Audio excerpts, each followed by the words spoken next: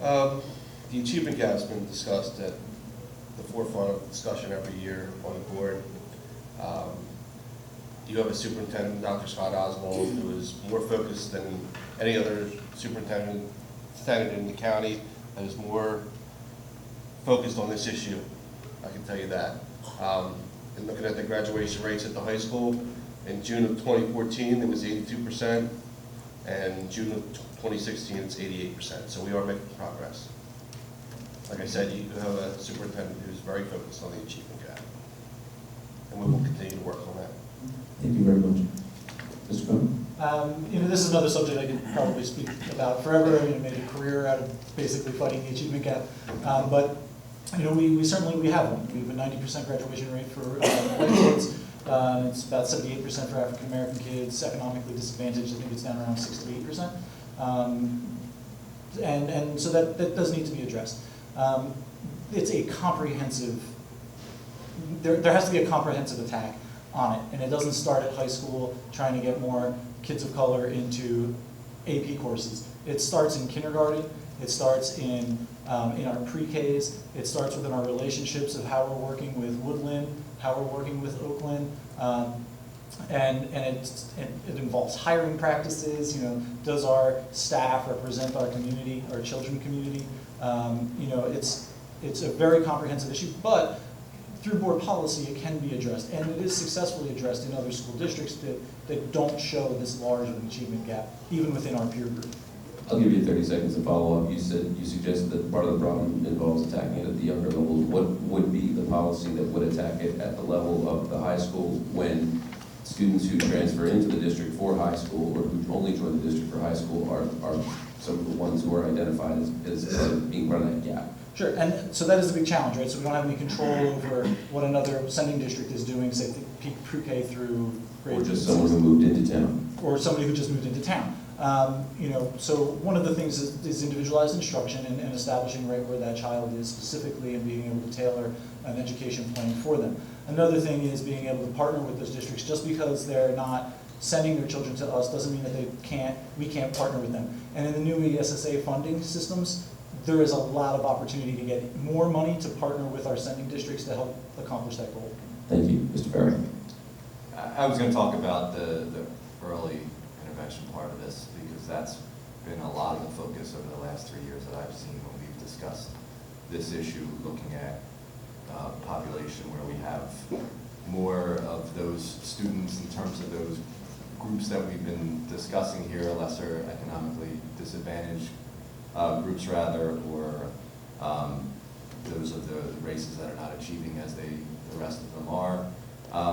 We focused on programs like a school like Sharp, building before they get into kindergarten in terms of starting them in the summer to help with those issues.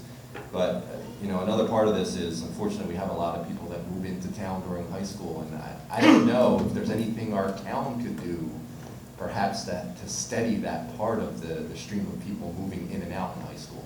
But that's an idea. If there was something we could do, I don't know if there is, but that's big part of the issue. Well, things like the Collingswood SAT prep, which was a community organized thing, something like that you were describing. Right, absolutely. Mr. Becker? Actually, I'd like to take a quick second to add something to the previous question.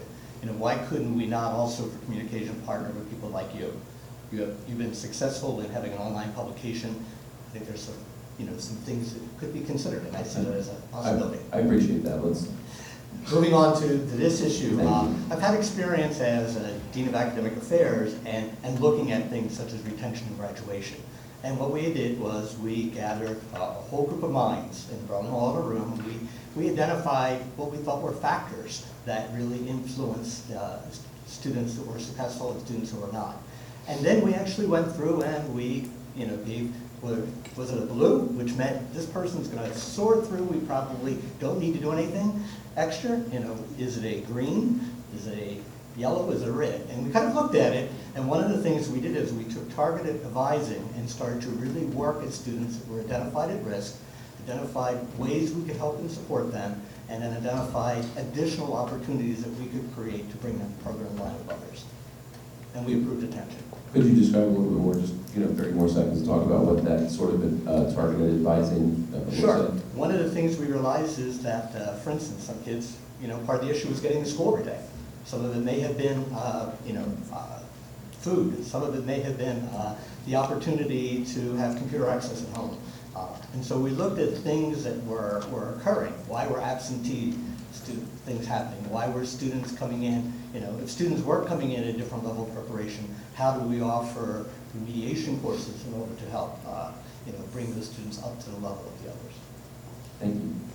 Anybody else have any other thoughts? Mr. Allison, 30 seconds, and you said you wanted to come back to it? Sure. So I think when I was talking about an article out today that it was in Spotlight, Education Spotlight, they're actually, unfortunately, they released all the school data today on a school-by-school basis. This unfortunately is a statewide issue, and frankly, in many ways, it's much bigger than a school district. It really is a societal issue, and it really boils down to poverty and things like that. The socioeconomic conditions, there's only so much we can do, but just within the community, this PLC is really the focus right now. Thank you very much. One more last question for everybody, and I appreciate it, and then we'll get to the closing remarks, but this is an everybody play. Mr. Ratson will start with you, bring it back down the other way. So much of the curriculum and so much of the education that happens in the classroom is done digitally. There's the one-to-one technology aspect of the district. There's so much of the stuff that happens electronically. There's so much time kids spend on a screen at a keyboard. As someone who has intimate knowledge of what that does over long hours, would you say there's any sort of room for the leadership from the board to find areas that may have been digitized where maybe students can achieve better if they're back to pen and paper or just off the screen, or writing and doing things with their hands as opposed to typing? That's a personal question, so That's I have a mind to ask all you guys. Well, it's an interesting question in that, a couple of years ago when we started the one-to-one initiative, we got the exact opposite argument, where you have a 700-page textbook. Why do I have to carry that around when I could just have a digital file on a laptop? So that was really kind of the genesis of the one-to-one, to kind of go that route. And also, of course, you have the online resources, so you have instant research and kids writing papers and things like that, so they have all of that. If as a board, if we became aware that there's more educational benefit to getting away from that, everything that we had already set up, obviously that's something we would take into account, as would all our administrators and staff. Thank you. So, Mr. Wall? I actually talked to the chief operating or academic officer about this via email for the Chromebook one-on-one initiative. And it is a concern. We've had technology in all the districts I've ever worked in. I've worked in urban education, and you get tons of money for technology and grants. And the problem is you get it in your schools, and then what? It's not really utilized in an academic or instructional way. And I do want to say that I applaud the district for what they're doing now, creating a guide, a resource guide for the teachers to be able to use for the students, and also loading apps onto these devices that are educationally based and relevant to the curriculum that they're being taught. It's sort of a little bit backwards, but that's the way it is now. You want to get the new shiny toys in the building. So there is use for it, but I also see, chalkboard is just as effective if you're not using the technology correctly. Thank you. Mr. Radesky? To piggyback on Mr. Ralston said, we worked very hard to get the one-to-one Chromebook things to all the students in the high school. If there's a study out there that shows that it could affect them, we'll look into it. But we worked very hard to get that one-to-one initiative started, and so far it's working good. Thank you. Mr. Carter? Sure. I think that they have their time and their place.